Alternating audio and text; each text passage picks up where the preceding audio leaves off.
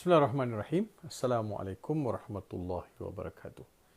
Alhamdulillahi rabbil alamin wassalatu wassalamu ala Rasulillah wa ala alihi wa sahbihi wa man wala. Subhanaka la ilma lana illa ma 'allamtana innaka antal alimul hakim. Rabbi shrah li sadri wa yassir li amri wahlul 'uqdatam min lisani yafqahu qawli wa saddid lisani wahdi qalbi bihaqqi sayyidina Muhammadin sallallahu alaihi wasallam, amma ba'd. Apa khabar sahabat-sahabat sekalian? Didoakan semua berada dalam keadaan sehat walafiat, di bawah naungan dan kasih sayang Allah Subhanahu wa taala. Juga mudah-mudahan hari ini hari Jumaat, khairu yaumin tala'at fihi syams, hari yang sebaik-baik hari yang Tuhan terbitkan matahari, itu hari Jumaat, Sayyidul Ayyam, penghulu seluruh hari, dan kita dah nak petang dah ni, dah Jumaat nak melabuhkan tirai. Mudah-mudahan hujung minggu ini adalah hujung minggu yang menggembirakan dan juga hujung minggu yang mendatangkan manfaat kepada kita. Semoga kita dapat semakin menginsafi kehidupan seharian, memperbaiki dan mempertingkatkan kualiti hidup sebagai seorang Muslim. Ada satu topik saya nak bincang hari ini, topik asy'ur bi anna al-ayah muwajjahatun lahu. Topik ini disebut oleh Syekh kami, Dr. Salah Al-Khalid, dalam kitab beliau Mafatih Lita'amul Ma'al Quran, buku yang saya selalu sebut dengan sahabat-sahabat sekalian. Bukunya.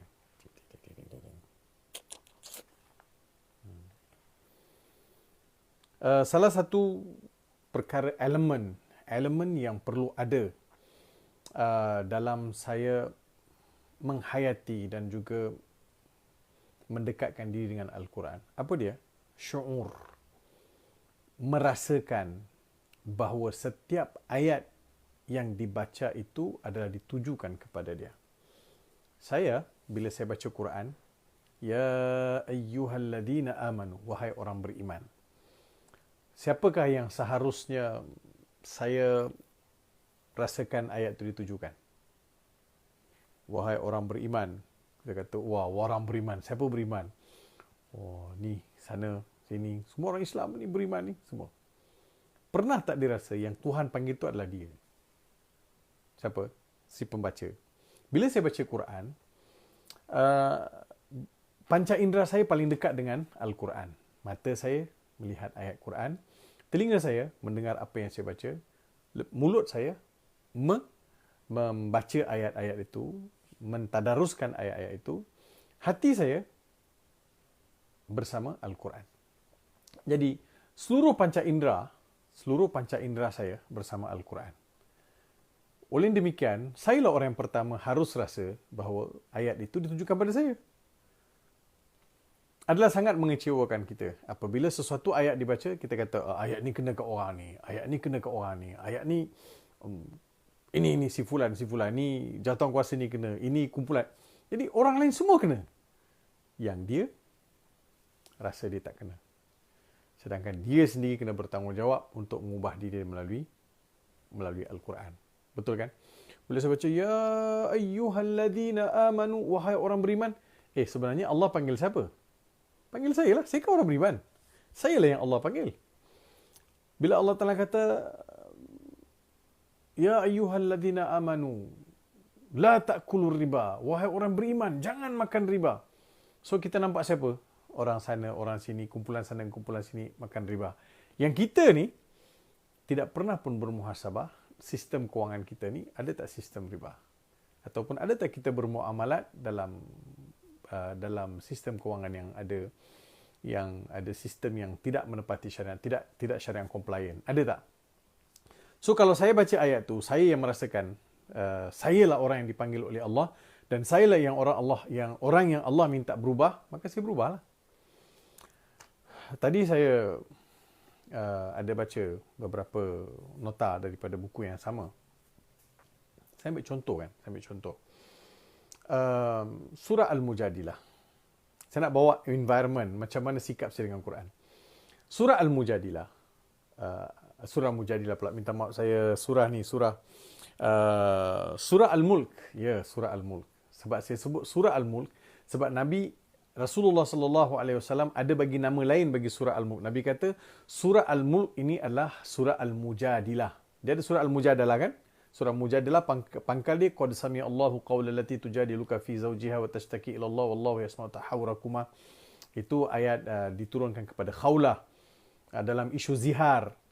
Yang saya sebut ni bukan surah Mujadalah tapi surah Al-Mulk yang diberi nama lain oleh Nabi sallallahu alaihi wasallam ialah surah Al-Mujadilah.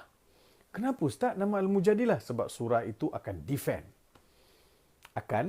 Akan defend orang yang membacanya. Itu nama pertama. Pertamanya, Mulk ialah surah kekuasaan Allah. Keduanya, Nabi pernah namakan surah ini surah Al-Mujadilah, surah yang akan defend. Yang ketiga, Nabi namakan juga surah Al-Mani'ah yang menegah. Mulk, mempertahankan dan menegah. Apa Ustaz sebenarnya surah ni? Surah Al-Mulk adalah surah yang akan defend tuan dia. Apabila seseorang mengamalkan surah Al-Mulk, menjadikan sebagai rutin pembacaan dia sebelum tidur. Sebab Nabi SAW akan baca surah Al-Mulk, akan baca surah As-Sajadah. Dua surah ni Nabi baca sebelum Nabi tidur. Sebelum Nabi SAW tidur, Nabi akan baca dua surah ni. Dua surah ini Nabi selalu baca. Dan tidak ada di situ nas yang mewajibkan kita baca. Tetapi ianya adalah satu amalan yang diamalkan oleh Nabi SAW. Pastinya ada di sana fadilat yang besar. Kan Nabi kita buat. Tuan-tuan. Rasulullah SAW beribadat ni luar biasa. Walaupun Nabi SAW tahu telah diampunkan dosa baginda yang lepas yang akan datang. Qad ghufira laka ma taqaddama min dhanbik. Nabi Muhammad, Allah Ta'ala beritahu, wahai Muhammad, dosa engkau yang lepas dan akan datang semua diampunkan oleh Allah Subhanahu Wa Ta'ala. Dan janji syurga untuk Nabi Muhammad SAW.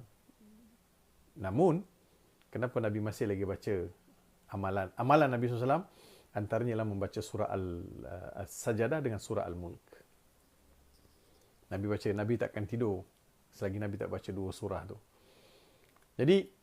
Jadi amalan Nabi. Jadi kita pun digalakkan. Sebab Nabi SAW sebut dalam Quran tu ada satu surah, 30 ayat bilangan dia. Sesiapa yang membaca surah ini setiap malam sebelum tidur, surah ini akan datang bertemu dengan tuan dia ketika dalam kubur untuk defend tuan dia. Katakan ada soal kubur, ada soalan-soalan, ada gangguan-gangguan dalam kubur.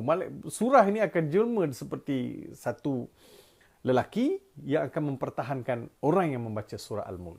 Baik. Ini di antara fadilat. Timbul dalam benak pemikiran saya, apa yang dimaksudkan dengan baca setiap malam sebelum tidur dan surah ini akan datang defend tuan dia yang membaca. Saya fikir. Rupanya begini tuan-tuan. Ini pandangan saya lah, pandangan awal. Boleh kita kongsikan juga dan boleh kita cadang-cadangkan untuk kembangkan lagi pandangan ini. Saya punya interpretation, saya punya tafsiran saya. 30 ayat surah ini yang dibaca setiap malam, dia akan membentuk, dia macam ni. Bila saya baca, hari ini saya baca, besok saya baca, lusa saya baca, setiap malam saya baca. Setiap malam baca dan sampai satu tahap saya dah hafal dah surah ni dan mudah untuk saya, lagi lancar saya baca, lagi laju saya baca. Kan? Baca. So, satu, mesti timbul perasaan, aku ni dah banyak kali baca. Selalu baca. Tapi tak faham lagi lah apa yang aku baca. Timbul persoalan. 30 hari saya baca. 30 ayat ni 30 hari saya baca. Mesti timbul untuk tahu apa yang saya baca. Tuan-tuan, mustahil lah saya baca teks, saya tak faham. Boleh tak bahasa Melayu saya baca, saya tak faham. Baca faham tak? Tak faham. Kau kan Melayu, kenapa kau tak faham apa yang kau baca? Tak faham. Baca sampai faham. Sebab itu diturun ayat, Iqra' bismi rabbikal ladzi khalaq. Khalaqal insana min 'alaq. Iqra' wa rabbukal akram. Alladzi 'allama bil qalam. 'Allamal insana ma lam ya'lam. Jadi Allah Ta'ala kata, baca Muhammad. Baca lagi. Baca. Berulang kalilah baca. Sebab ilmu itu perlu berulang kali baca baru faham. Al-Quran, saya baca, saya simpan, tanpa saya faham. Tuan-tuan rasa saya ni rugi ke untung ke rugi? Saya ni untung ke rugi? Confirm saya rugi. Sebab saya ni baca, saya tak faham. Sedangkan Quran diturunkan bukan untuk baca semata-mata. Baca, faham, hayati, laksanakan, sampaikan. So kalau saya ambil langkah untuk baca tanpa ambil langkah untuk faham, saya rugi lah. Saya rugi. Sebab ini adalah sebaik-baik bekalan untuk saya. Kenapa Nabi sebut surah Al-Mulk, surah yang akan mempertahankan? Selepas saya baca berhari-hari, berbulan-bulan, bertahun saya baca, timbul dalam diri saya, aku baca aku tak faham. Aku kena faham. Once dia faham apa yang dia baca, itulah saat ketika dia dapat mempertahankan diri dia dengan ayat suci, dengan surah Al-Mulk. Maksud saya begini. Bila saya dah baca surah Al-Mulk, apa surah Al-Mulk? Tabarakalladzi biyadihil mulku wa huwa ala kulli syai'in qadir, alladzi khalaqal mauta wal hayata liyabluwakum ayyukum ahsanu amala wa huwal azizul ghafur. Alladzi khalaqal mauta wal hayata liyabluwakum ayyukum ahsanu amala. Dialah yang menjadikan kamu hidup dan mati. Alladzi khalaqal mauta wal hayat. Tidur ini hidup ke mati? Mati. Mati kecil kan? Bila saya bangun, saya hidup. So begitulah kehidupan saya. Di dunia ni ada macam sekarang ni dalam suasana hari seharian, siang hari saya berjaga, malam hari saya tidur. So adanya jaga, adanya tidur. Lepas tidur saya akan bangkit pagi. Saya akan bangkit lagi, saya akan tidur lagi, saya akan bangkit lagi, saya akan tidur lagi, saya akan bangkit lagi. Sampai satu tahap, saya akan tidur, saya tak bangkit dah. Saya tidur, saya tak bangkit dah. Allah Ta'ala beri gambaran, alladzi khalaqal mauta wal hayata liyabluwakum ayyukum ahsanu amala. Allah yang jadikan hidup, Allah yang jadikan mati supaya kamu diuji siapakah yang paling baik amalannya. Betul kan? Siapakah yang paling baik amalannya? Allah uji dengan hidup dan mati. Begitulah juga hidup saya di dunia ini, siang hari saya hidup sekarang ini, sebelum saya mati, saya harus buat amal soleh sebelum saya mati. Supaya Allah Subhanahu wa ta'ala bergembira dengan kita. Allah Subhanahu wa ta'ala suka dengan kita. Bahawa kita telah manfaatkan kehidupan ini sehingga kita bila mati, kita buat amal baik. Ayyukum ahsanu amala. Maka adanya baik amalan yang kita lakukan. So related tidak dengan hidup mati? Hidup mati dengan hidup sekarang ni, siang saya jaga, malam saya mati. So begitulah kehidupan kita. Hari ni saya hidup, saya tidur kecil tu, saya mati kejap. Hidup kejap, mati kejap. Hidup kejap, mati kejap. Akan sampai satu masa, dah lama hidup, mati terus, tidur terus, tahu di alam barzakh. Pada masa saya di alam barzakh, surah Al-Mulk akan defend saya. Ayyukum ahsanu amala. Sebab, pertama sekali, setelah saya kenal surah Al-Mulk, saya tahu Allah ni Tuhan yang berkuasa. Bila-bila masa saya Allah akan sentap nyawa saya dibawa ke alam barzakh. Satu. Hidup dan mati ini dua-dua adalah makhluk Allah Subhanahu wa ta'ala. Hidup itu makhluk Allah, mati juga makhluk Allah. So dia dicipta. Hidup itu ciptaan Allah, mati juga ciptaan Allah Subhanahu wa ta'ala. Kemudian Allah Ta'ala masa hidup ni, sebelum kita bina hubungan baik dengan Allah melalui amalan, solat, puasa, zakat, baca Quran, sedekah, wakaf, semua ni, saya bina dulu hubungan dengan Allah dengan melihat alam. Dengan melihat alam. Allah jadikan langit, Allah jadikan bumi, Allah jadikan hujan, Allah jadikan bulan, Allah jadikan bintang. Allah Ta'ala kata, berulang aliklah. Berulang aliklah tengok ke langit, tengok. Tengok lagi, tengok lagi, tengok. Tengok sampai kamu puas hati. Kalaulah ini ciptaan manusia atau terjadi dengan sendiri, pasti ada pertelagaan, pasti ada pergeseran, ketetapan. Langit dan bumi, matahari dan sebagainya. Ini ketetapan Allah. Tengok langit, tiada kecacatan. Tengok bintang yang bertabur, tiada kecacatan. Akan sampai satu masa, semua itu akan runtuh. Semua akan runtuh. Habis. Kemudian Allah Ta'ala cerita pula kehidupan manusia. Seterusnya kan. Bawa. Fa'tarafu bidhanbihim fasuqqan li ashabis sa'ir. Alam ya'tikum nadhir. Tidakkah datang kepada kamu memberi peringatan? Datang. Telah datang. Kalaulah kami boleh dengar nasihat orang yang beri peringatan ni, kami akan jadi baik. Tapi nak buat macam mana?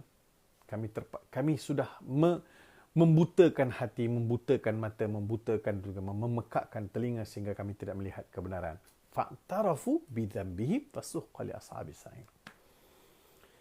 Begitulah bila pengiktirafan berlaku, maka Tuhan campakkan dia sebab balasan mesti diberi. Hujahnya mutlak, hak mutlak Allah Subhanahu Wa Taala, siapa yang nak diseksa, siapa yang dibebaskan. Baik. Masuk muka surat berikutnya pula. Allah cerita mengenai rezeki. Allah cerita bagaimana burung berterbangan di langit. Burung terbang. Siapa yang mengembangkan dan siapa yang beri kuasa mengembangkan sayap burung dan juga menguncupkannya? Cuba tengok burung. Tengok burung. Burung yang terbang kan, tengok macam mana dia terbang. Dia kembangkan sayap dia, kuncupkan sayap dia. Tuhan boleh jadikan sayap tu tak berkerbang, tak boleh kuncup dah, terbuka, jatuhlah burung tu. Tuhan suruh tengok. Kalau kau tak boleh tengok benda lain, Mat, kau tengok burung, macam mana burung tu terbang. Tengok, perhatikan aja. Siapa yang terbangkan dia? Dan siapa yang ajar dia terbang? Manusia ni kena ajar berjalan. Manusia ni kena ajar berjalan. Anak kita kecil, kita kena ajar dia berjalan. Anak kita bila start makan, kita kena ajar makan dengan tangan kanan, pegang sudu, pegang pen. Kita kena ajar. Manusia ini perlu diajar. Kalau dibiar saja dalam tak ajar apa-apa, dia tak tahu mana baik, mana buruk. Binatang tidak begitu. Dia Tuhan ajar secara ilham kepada binatang-binatang ni. Lain kan? So, masuklah surah Al-Mulk. Kita faham. So, sebab apa? Sebab saya sebut ni, 30 hari saya baca. 30 hari, setiap hari saya baca. Dan saya bina kefahaman. Sebab saya tak habis, saya tak boleh berdiam dengan membaca saja tanpa memahami apa yang saya baca. Saya ambil langkah untuk faham apa yang saya baca. Ujungnya apa jadi? Sifat-sifat yang perlu ada dalam diri seorang Muslim akan terbina melalui surah Al-Mulk yang dia baca. So, sebelum tidur dia baca, dia bermuhasabah. Tuhan yang hidupkan, Tuhan yang matikan. Apa aku dah buat hari ini? So, besok semoga bangun itu akan ada satu iltizam yang baru, satu motivasi yang baru bila saya bangun nanti besok. So, begitulah setiap hari berulang. Sampai satu tahap, dia mati dengan kefahaman yang tersantun, terpadu dalam diri dia. Mati. Surah Al-Mulk akan gembira dengan dia. Allah gembira sebab surah Al-Mulk telah membentuk dia jadi seorang Muslim baik-baik. Mati, masuk kubur, datang surah to defend. Jangan kacau dia. Dengan membaca aku, dia jadi orang baik. Aku bersaksi bahawa dia ni orang baik. Lain kan? Dia tak habis dengan baca begitu saja. Sebab dia kena pergi kepada asy'ur bi annal ayat muwajjahatun lahu. Merasakan bahawa ayat itu ditujukan kepada dia. Bacalah. Baca dengan mata hati. Bukan sekadar bunyi di mulut. Baca. Dan berusahalah untuk faham apa yang dibaca. Sebab itu Said Qutb dalam muqaddimah tafsir, dalam muqaddimah fi zilal al-Quran, beliau sebut al-hayatu fi zilal al-Quran ni'matun la ya'rifuha illa man dhaqaha. Hidup di bawah naungan Al-Quran adalah nikmat. Nikmat. Sangat-sangat nikmat. Menakjubkan. Menggembirakan. Menjadikan kehidupan saya lebih bermakna bila saya hidup dengan Al-Quran. Nikmat. Tidak akan dapat terungkap nikmat tersebut melainkan orang yang pernah merasakannya. When you get that kind of feel, you cannot describe anymore because you merasakan keluar biasaan wahyu Allah Subhanahu Wa Taala. Jadi, apa yang kita perlu buat? Kita kena ada satu kesungguhan, mengorak langkah, menyusun strategi, membina hubungan baik dengan Al-Quran Al-Karim.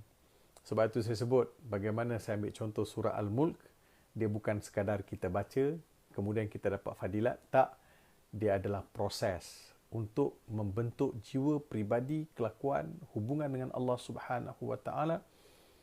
Kemudian barulah surah itu muncul balik dalam kubur sebagai pemberi syafaat. Terima kasih. Semoga dapat beramal dengan apa yang kita kongsikan. Semoga Allah beri saya kekuatan untuk terus berkongsi ilmu dengan tuan-tuan, perempuan. Terima kasih. Kita mesti sayang Quran. Sayang Quran sepenuh sepenuh hati. Baca setiap hari. Jangan tinggalkan Al-Quran. Temanilah Al-Quran. Jadikanlah Al-Quran sebagai teman masa hidup. Semoga dia dapat menemani kita setelah kita masuk ke alam barzakh dan berhujah untuk kita di hadapan Allah Subhanahu Wa Taala. Sekian, terima kasih.